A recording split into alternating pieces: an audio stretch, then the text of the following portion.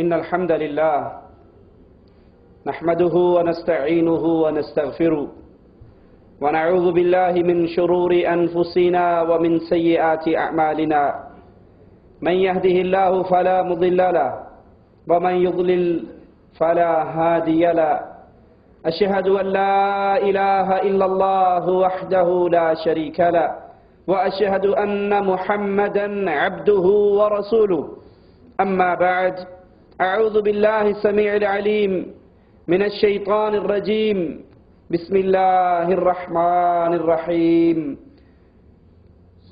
اتبعوا ما أنزل إليكم من ربكم ولا تتبعوا من دونه أولياء قليلا ما تذكرون.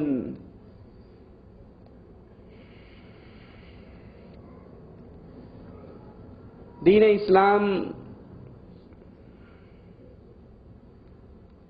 جو اللہ عز و جل نے قیامت تک کے آنے والے انسانوں کے لیے پسند فرمایا، یہ دین اللہ نے اپنی رحمت سے پورا فرما دیا.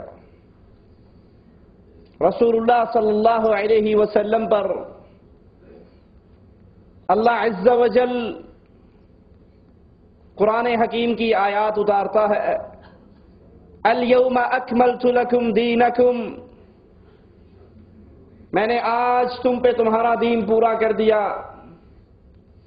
ایک یہودی عمر ابن خطاب رضی اللہ عنہ وارضاہ سے آ کر سوال کرتا ہے کہ آپ کی کتاب میں یہ آیت کہ اللہ نے اس دین کو پورا کیا، اپنی نعمت کو پورا کیا، تمہارے لیے اسلام کو پسند کیا،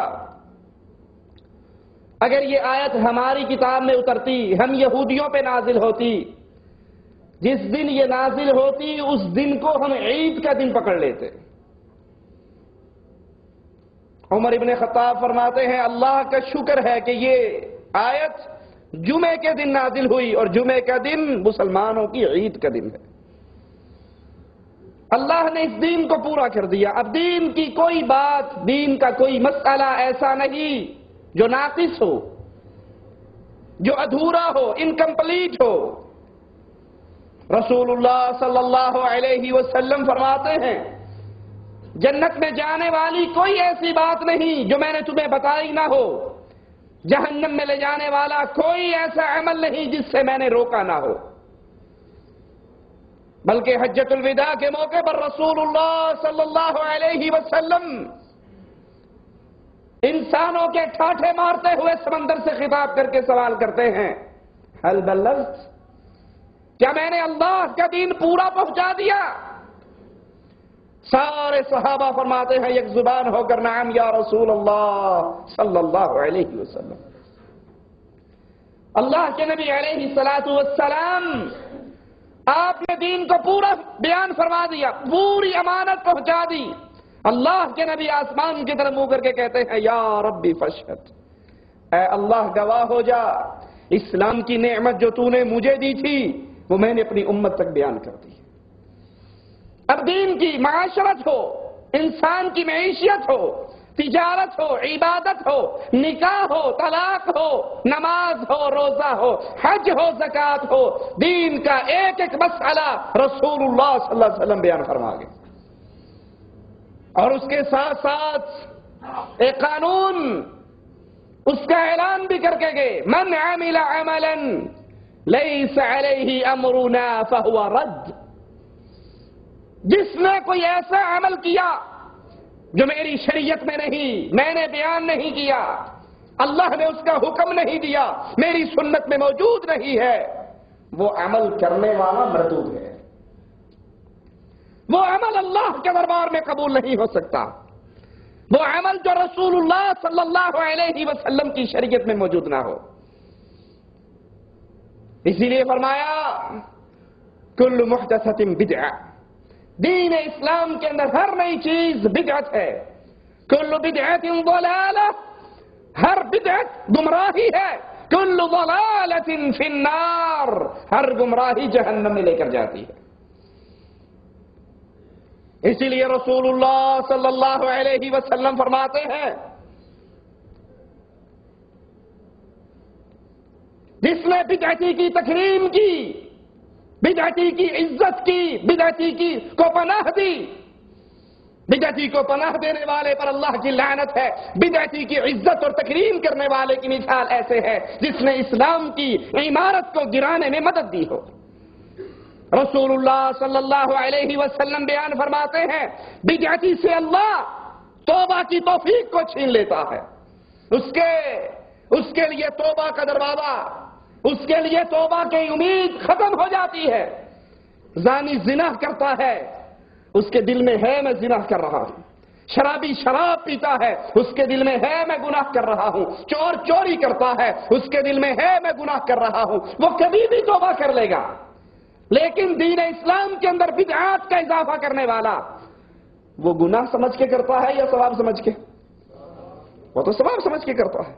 جب اس کو یہ عقل ہی نہیں، یہ شعور ہی نہیں کہ میرا یہ عمل تو گناہ ہے، حرام ہے، دین میں اضافہ ہے، تو وہ توبہ کیسے کرے گا؟ وہ تو اس کو اجر و ثواب اور درجات کی بلندی سمجھ کے بیان کرتا ہے، عمل کرتا ہے۔ رسول اللہ صلی اللہ علیہ وسلم نے فرمایا ترکت فیکم امرین، میں نے دو چیزیں تمہیں دی ہیں، قیامت کی دیواروں تک تم کبھی گمراہ نہیں ہو سکتے اگر ان دو چیزوں کو تھامے رکھا۔ کتاب اللہ، ایک تو اللہ کی کتاب ہے، وہ سنتی، اور ایک محمد کریم صلی اللہ علیہ وسلم کی سنت۔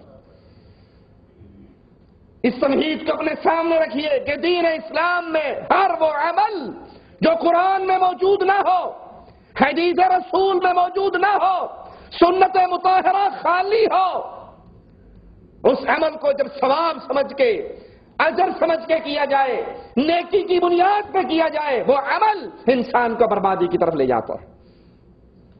غور کرتے ہیں، ربیع الاول کی آج 2 تاریخ ہے، ربیع الاول کا مہینہ شروع ہو چکا، اور اس مہینے کے اندر ہمارے معاشرے میں خاص طور پر بدعات کے وہ دروازے کھلتے ہیں، وہ بدعات کی جاتی ہیں،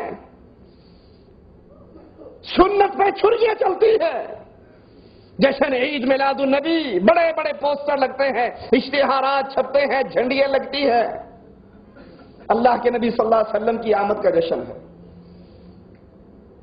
اب آئیے سوچئے، اللہ کے نبی صلی اللہ علیہ وسلم کی آمد پہ جشن منانا، خوشیاں منانا، چراغاں کرنا، لائٹنگ کرنا، جھنڈیاں لگانا، دیگیں پکانا، خوشبوئیں لگانا، اگربتیاں سجانا، کرنے والا کیا سمجھتا ہے کہ اس سے ثواب ملتا ہے، نیکیوں میں اضافہ ہوتا ہے، درجات کی بلندی ہوتی ہے۔ اگر یہ دین ہوتا رسول اللہ صلی اللہ علیہ وسلم بیان کر کے جاتے، 40 سالہ زندگی نبی کی، نبوت سے پہلے 13 سالہ مکہ کی زندگی، 10 سالہ مدینہ کی زندگی، لیکن اللہ کے نبی علیہ الصلوۃ والسلام کی 63 سالہ زندگی کے اندر عید میلاد النبی کے جشن کا تصور بھی نہیں ہے۔ آئیے ذرا غور کرتے ہیں، عید میلاد النبی، اس کا معنی مفہوم کیا ہے؟ میلاد کا مطلب کیا ہے؟ میلاد کا معنی ہے کہ اللہ کے نبی علیہ الصلوۃ والسلام کب پیدا ہوئے، کہاں پیدا ہوئے۔ رسول اللہ صلی اللہ علیہ وسلم کی جائے پیدائش مکہ المکرمہ، جہاں پر اس وقت لائبریری بنی ہوئی ہے، حرم کے قریب، مشہور و معروف یہی ہے کہ یہاں پر رسول اللہ صلی اللہ علیہ وسلم کی پیدائش ہوئی۔ اللہ کے نبی علیہ الصلوۃ والسلام کی پیدائش پر مختلف روایات، 12 ربیع الاول کی روایت بھی ہے، شیعہ حضرات 17 ربیع الاول کی روایت پیش کرتے ہیں، لیکن صحیح ترین روایات رسول اللہ صلی اللہ علیہ وسلم 9 ربیع الاول کو پیدا ہوئے۔ پیر کے دن صبح کا وقت 20 یا 22 اپریل 571 عیسوی میں، اور آپ کی وفات 12 ربیع الاول کو ہوئی، اس میں کوئی اختلاف نہیں۔ رسول اللہ صلی اللہ علیہ وسلم کی وفات 12 ربیع الاول کو ہوئی۔ یہ میلاد کا مفہوم اور معنی ہے۔ اللہ کے نبی کب پیدا ہوئے، اللہ کے نبی کہاں پیدا ہوئے، اللہ کے نبی کس دن پیدا ہوئے، اللہ کے نبی کی وفات کہاں ہوئی، کب ہوئی، یہ معراج کا مفہوم ہے۔ رسول اللہ صلی اللہ علیہ وسلم کی اصحاب کرام، وہ دور جس کے بارے میں اللہ کے نبی صلی اللہ علیہ وسلم نے گارنٹی دی تھی،